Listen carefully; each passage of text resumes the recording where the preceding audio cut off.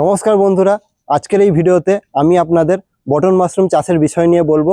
তো বেশি কথা না বাড়িয়ে চলুন ভিডিওটা শুরু করা যাক। তো বন্ধুরা, এখন আমি আমার ইউনিভার্সিটির মাশরুম ইউনিটের সামনে দাঁড়িয়ে আছি, যার ইনচার্জ হচ্ছে আমাদের শ্রদ্ধেয় স্যার ডক্টর সিদ্ধার্থ দাস। তো এখানে মূলত আমরা 4 ধরনের মাশরুম চাষ করি সারা বছর জুড়ে, যেগুলো হচ্ছে paddy straw mushroom, oyster mushroom, milky mushroom আর এই বটন মাশরুম। এই 4টে মাশরুম কিন্তু খেতে খুব দারুণ হয়।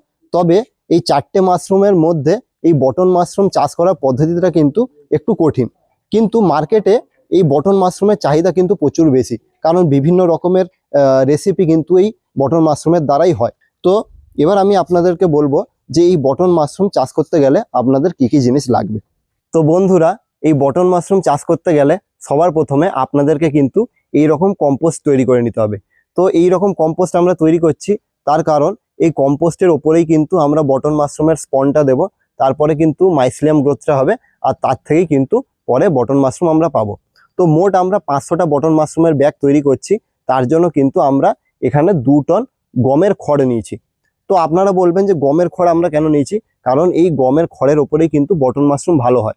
অন্য যে 3টে মাশরুম আপনাদেরকে বললাম, যে মিল্কি মাশরুম, অয়েস্টার মাশরুম আর প্যাডিস্টো মাশরুম, ওইগুলো কিন্তু ধানের খড়ে ভালো হবে। কিন্তু স্পেসিফিক্যালি এই বটন মাশরুম যদি আপনারা ঘরে চাষ করতে চান, তো আপনাদেরকে গমের খড়ই নিতে হবে। তো শুরুর দিকে আমরা 2 টন গমের খড় নিয়েছি। তো এই গমের খড়টাকে আপনাদেরকে কি করতে হবে, 72 ঘন্টা জলে চুবিয়ে রাখতে হবে। এইদিকে দেখুন, আমাদের এখানে 3টে যে চৌবাচ্চা আছে, এই 3টে চৌবাচ্চাতে আমরা জল ঢেলে দিয়েছিলাম, আর এক একটা চৌবাচ্চাতে আমরা 1 কেজি করে চুন দিয়ে দিয়েছিলাম। তো ওইটাকে ভালোভাবে মিশিয়ে আমরা কি করেছি, এই গমের খড় 72 ঘন্টা মানে 3 দিন ভালোভাবে কিন্তু এই জলে ভিজিয়ে রেখেছি। আর ভেজানোর টাইমে কিন্তু ওপরে তিরপুল দিয়ে দিয়েছিলাম, যাতে কিন্তু এই যে ওপরে যে গাছপালা আছে তার পাতা যাতে ওর উপরে না পড়ে। তো বন্ধুরা, 72 ঘন্টা আমাদেরকে গমের খড়টা কিন্তু এই চৌবাচ্চার মধ্যে ভিজিয়ে নিতে হবে। তারপরে আমাদেরকে কি করতে হবে, সব খড় এই চৌবাচ্চার বাইরে বের করে এনে এই যে ফ্লোরটা আছে, এই ফ্লোরের ওপরে কিন্তু আপনাদেরকে শুকিয়ে নিতে হবে। তো এই শুকানোর প্রসেসটা 4 ঘন্টা হবে, সূর্যের মধ্যেই কিন্তু শুকাতে হবে।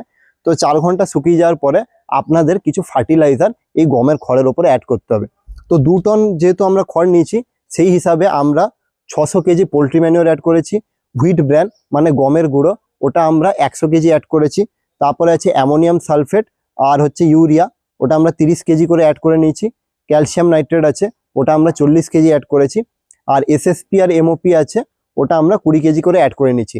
আর সবার শেষে আমরা কি করেছি, 300 কেজি জিপসাম, ওটাও কিন্তু খড়ের ওপরে ভালোভাবে স্প্রেড করে দিয়েছি। খড়ের সাথে সব ফার্টিলাইজার মিশিয়ে নেওয়ার পরে আপনাদেরকে কিন্তু এই রকম হিপ তৈরি করতে হবে। এই যে হিপটা আপনারা দেখছেন, এটা তৈরি করতে গেলে সবার প্রথমে আপনাদেরকে 6 ইঞ্চি খড়ের লেয়ার দিতে হবে।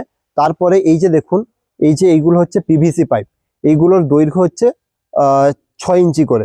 তো এই যে পিভিসি পাইপ, এদিকে একটু আসুন, এই দেখুন বন্ধুরা, এই পিভিসি পাইপের উপরে কিন্তু এরকম ছোট ছোট গর্ত আছে। তো এই রকম গর্ত আপনাদেরকে কিন্তু পিভিসি পাইপের মধ্যে করে নিতে হবে। দিয়ে নিচ থেকে 6 ইঞ্চি খড়ের লেয়ার দেওয়ার পরে 3টে পিভিসি পাইপ একই দূরত্বে কিন্তু রাখতে হবে। তো এরকম 3টে পিভিসি পাইপ আপনারা নিচে দেবেন, তার উপরে আবার 6 ইঞ্চি খড়ের লেয়ার দেবেন, দিয়ে 2টো পিভিসি পাইপ দেবেন, তারপরে আবার 6 ইঞ্চি লেয়ার করার পরে একটা পিভিসি পাইপ উপরে দিয়ে এইরকম একটা কালো তিরপল দ্বারা এই পুরো হিপটাই কিন্তু আপনাদেরকে কভার করে নিতে হবে। তো এরপরে কিন্তু কম্পোস্টিং এর প্রসেসটা শুরু হয়ে যাবে, এবং আপনারা দেখতে পাবেন যে ভেতর থেকে কিন্তু প্রচুর হিট বেরোচ্ছে, এবং তার সাথেও কিন্তু একটা বিচ্ছিরি গন্ধ কিন্তু এই কম্পোস্টিং এর প্রসেসের সময় কিন্তু বেরোবে। তো এটা কিছু না, যেহেতু আমরা অ্যামোনিয়াম সালফেট দিয়েছি, তো অ্যামোনিয়ার যে উগ্র গন্ধটা থাকে সেটাই কিন্তু আসবে।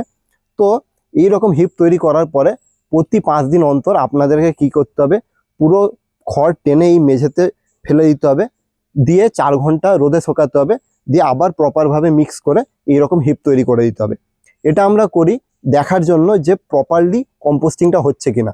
আপনারা যখন 5 দিন অন্তর অন্তর এই পুরো খড়টাকে টেনে দেখবেন, তখন দেখবেন যে ওপরে যে খড়গুলো আছে, দেখুন এইগুলো কিন্তু এরকম কালো হয়ে যাচ্ছে, কিন্তু এই যে নিচের খড়, এইগুলো দেখুন, এইগুলো কিন্তু হলুদ হয়ে আছে।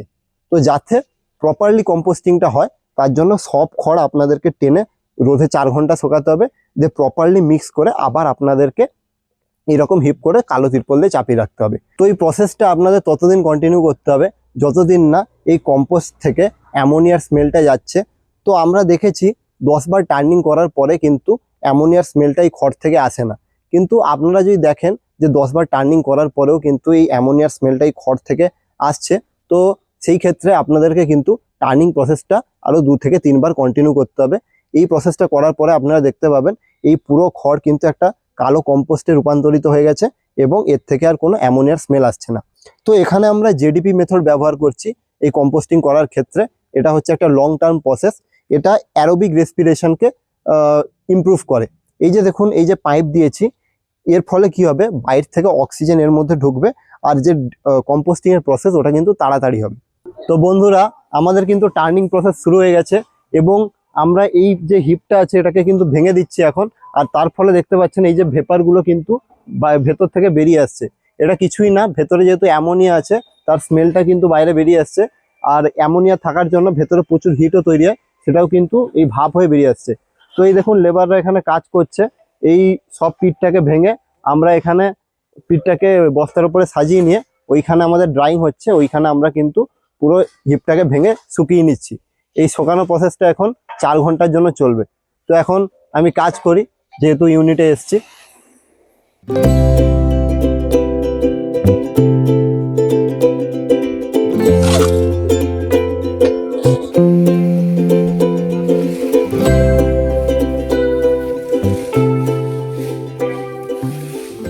তো বন্ধুরা, কম্পোস্ট তৈরি হয়ে যাওয়ার পরে আপনাদেরকে এরকম ব্যাগিং করতে হবে। তো ব্যাগিং করার জন্য আপনারা 2 থেকে 3 কেজি কম্পোস্ট নেবেন, তার সাথে 150 থেকে 200 গ্রাম বটন মাশরুমের স্পন নেবেন। যে দুটোকে প্রপারলি মিক্স করে এই রকম প্লাস্টিকের ব্যাগের মধ্যে আপনাদেরকে 10 দিনের জন্য রাখতে হবে। তো 10 দিন পরে আপনারা দেখবেন যে ব্যাগের মধ্যে একটা সাদা আস্তরণ তৈরি হয়ে গেছে, যেটাকে আমরা বলি হচ্ছে মাইসিলিয়াম বা ফাঙ্গাসের চেক। তো ওটা আসার পরে আপনাদেরকে এই ব্যাগগুলো খুলে এর উপরে কেসিং লেয়ার দিতে হবে, যেটা হচ্ছে মাশরুমের খাবার। তো তারপরেই কিন্তু বটন মাশরুম এই ব্যাগগুলো থেকে আসবে। তো এখন আমাদের বাইরে কেসিং লেয়ারের প্রসেস চলছে, তো চলুন আগে ওটা আপনাদেরকে দেখাই, তারপরে এটার ব্যাপারে আসছি। তো কেসিং লেয়ারের জন্য সবার প্রথমে আপনাদেরকে কোকোপিট নিতে হবে, দিয়ে ওটাকে 15 থেকে 20 মিনিট গরম জলে ভাপাতে হবে।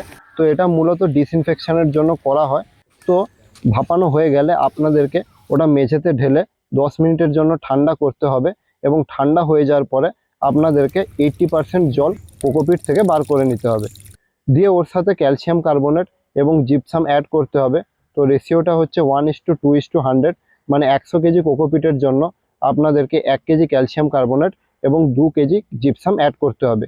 দিয়ে সবকটাকে প্রপারলি মেশাতে হবে এবং প্রতিটা মাশরুমের ব্যাগের ওপরে 3 থেকে 4 সেন্টিমিটারের একটা মোটা কেসিং লেয়ার দিতে হবে। তো এখানে মোট আমরা 10টা কোকোপিটের ব্যাগ ব্যবহার করেছি। তো প্রতিটা ব্যাগের ওজন ছিল 25 কেজি। তো মোট আমাদের 250 কেজি কোকোপিট লেগেছে। তো এই লেয়ারটা দেওয়া হয়ে গেলে প্রতিটা ব্যাগের ওপরে আপনাদেরকে একটি করে খবরের কাগজ দিতে হবে এবং দিনে 2 বার আপনাদেরকে হালকা জল স্প্রে করে রাখতে হবে। তবেই আপনারা দেখতে পাবেন যে 15 দিনের মাথায় প্রতিটা মাশরুমের ব্যাগ থেকে বটন মাশরুমের মাথা বেরিয়ে এসছে। এই দেখুন বন্ধুরা, মাশরুমের ব্যাগ থেকে কিন্তু বটন মাশরুম আসা শুরু হয়ে গেছে।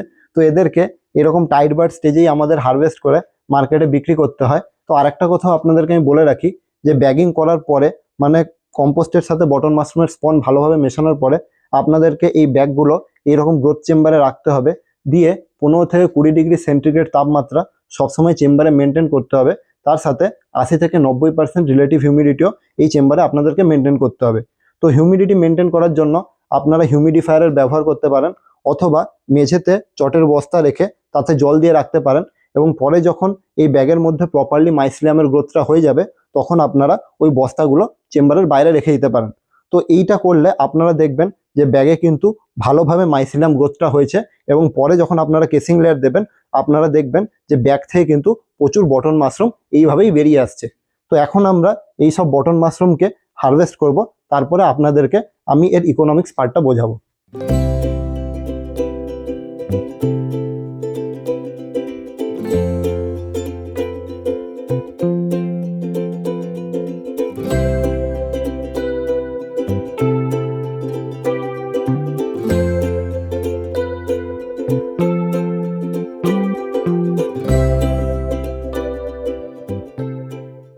তো এই বটন মাশরুমের প্রোডাকশন করতে আমাদের মোট 1,22,000 টাকা খরচা হয়েছে। তো সেটা আপনাদেরকে আমি স্ক্রিনে ডিটেলসটা দিয়ে দিচ্ছি।